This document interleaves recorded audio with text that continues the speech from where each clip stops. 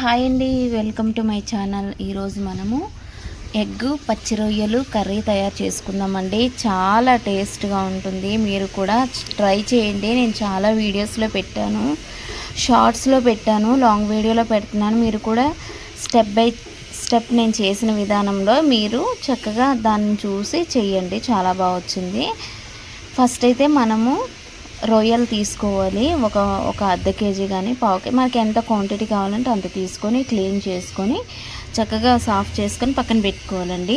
దాని తర్వాత నేనైతే ఒక 8 ఎగ్స్ వేసాను. అది కూడా బాయిల్ చేసి పీల్ చేసేసి పక్కన పెట్టుకున్నాను.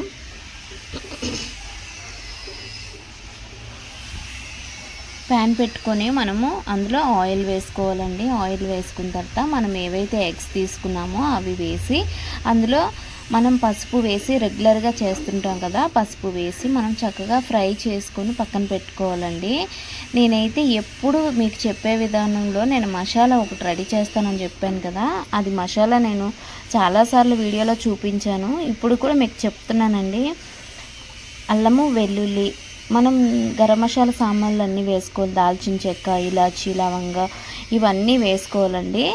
అందులోని కొంచెం ధనియాలు, జీలకర్ర, ఆనియన్స్, అల్లం, వెల్లుల్లి వేసి చక్కగా ఫైన్గా పేస్ట్ చేసుకోవాలండి. అందులో నేను ఒక 2 టమాటోస్ వేసాను. అది కూడా వేసి చక్కగా పేస్ట్ చేసి పక్కన పెట్టుకున్నానండి. ఈ ఎగ్స్ అయితే ఏవైతే ఫ్రై చేసి పక్కకు తీసుకున్నామో అదే ఆయిల్లో మనము ఈ పేస్ట్ చేసిన మసాలా కూడా వేసుకొని అందులో మనము పసుపు వేసుకొని గడ్లుప్పు వేసాను, అది వేసి చక్కగా ఫ్రై చేసుకోవాలండి. మంచిగా అది ఆయిల్ బయటకు వచ్చిన వరకు ఫ్రై చేసుకోవాలి.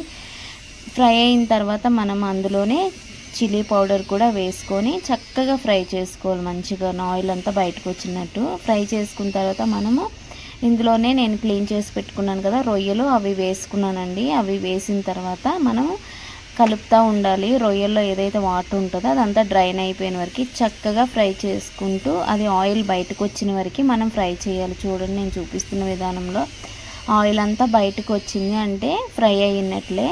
నేను చాలాసార్లు ఇంకొక విధంగా కూడా మీకు చూపించాను.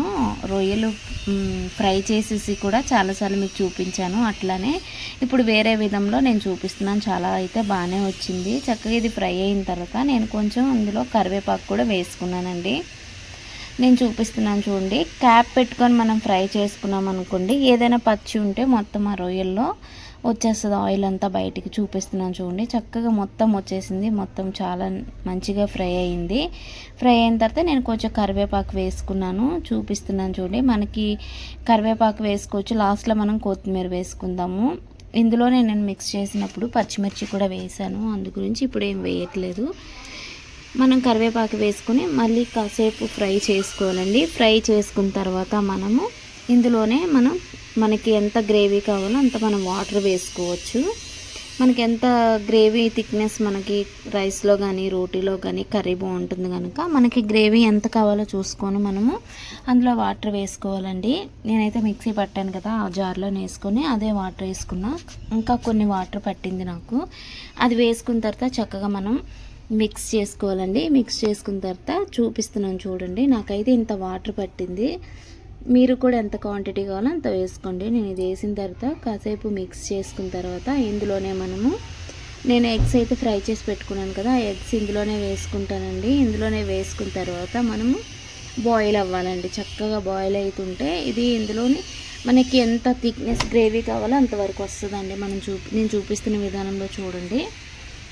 ఒక ఎగ్ చిరిగిపోయింది అంటే ఊడిపోయింది పైదంతా, మొత్తం మెల్ట్ అయిపోద్ది అనేసి అది నేను పక్కన పెట్టుకున్నాను. తర్వాత కర్రీ అంతా అయిపోయిన తర్వాత అది వేసుకుంటాను. చూడండి, నేను చూపిస్తున్న విధంగా ఇంత గ్రేవీ కనిపిస్తుంది, కానీ ఇది చక్కగా మనకి కుక్ అయ్యేసరికి తగ్గిపోద్ది ఈ గ్రేవీ. ఎందుకంటే బాయిల్ అవ్వాలి కనుక రొయ్యలు ఇవన్నీ. నేను ఎంత వాటర్ వేసుకున్నాను. ఇది కాసేపు బాయిల్ అయిన తర్వాత కొంచెం తగ్గింది క్వాంటిటీ. తర్వాత నేను చూపిస్తున్నట్టు ఇంకా బాయిల్ అవ్వాలి. చాలా అయిన తర్వాత దగ్గరికి అయిపోవాలి. కర్రీ అయిన తర్వాత ఇందులోనే పుదీనా, కొత్తిమీర ఏది కావాలంటే అది వేసుకోవచ్చు. నేనైతే ఏం పుదీనా వేస్తలేదు, ఓన్లీ కొత్తిమీర వేసుకుంటున్నాను. ఇంకా కొంచెం గరం మసాలా కూడా ఇందులో వేసుకున్నాను. లాస్ట్లో వేసుకున్నా కొంచెం గరం మసాలా పొడి. చూడండి, నేను చూపిస్తున్న విధానంలో 1/2 స్పూన్ వేసుకున్నాను. వేసుకున్న తర్వాత మనం కొత్తిమీర వేసుకొని సర్వ్ చేసుకోవడమేనండి. వెరీ సింపుల్ ఎగ్గు పచ్చి రొయ్యలు కర్రీ. మీకు నచ్చినట్లే మీరు కూడా ట్రై చేయండి, లైక్ చేయండి, షేర్ చేయండి, సబ్స్క్రైబ్ చేసుకోండి. ఇంకేమేమి రెసిపీస్ కావాలో నాకు కామెంట్స్లో అడగండి. చాలా బాగుంటుందండి కర్రీ. నేను చాలాసార్లు చేశాను. ఇందులో రొయ్యల్లో ఎన్నో మనం మిక్స్ చేసుకోవచ్చు. ఇందులోని నేనైతే ఎగ్స్ వేసాను. రొయ్యల్లో మనం మునక్కాయ వేసుకోవచ్చు, ఆలు వేసుకోవచ్చు, సొరకాయ వేసుకోవచ్చు, బీరకాయ, ఏది కావాలంటే అది వేసుకోవచ్చు. మీకు నేను చాలా వీడియోస్లో పెట్టాను చూడండి, వాటిలో కూడా ఉంటాయి ఏమేమి రెసిపీస్ ఉన్నాయో. Thank you. మీకు ఇంకా నా వీడియోస్ ఏమేమి కావాలో మీరైతే నాకు, ఇదైతే సండే స్పెషల్గా ఈ కర్రీ చేసుకున్నాం. మీరు కూడా మీకు నచ్చినట్లు ఎప్పుడు కావాలంటే అప్పుడు ఎవరైనా గెస్ట్లో వచ్చేటప్పుడు అలాంటప్పుడు మనం ఇంట్లో ఏమైనా ఇలాంటి కర్రీస్ తినాలన్నప్పుడు ట్రై చేయండి. లైక్ చేయండి, సబ్స్క్రైబ్స్ చేసుకోండి, కామెంట్స్ చేయండి, ఇంకేమేమి రెసిపీస్ కావాలో అడగండి. Thank you.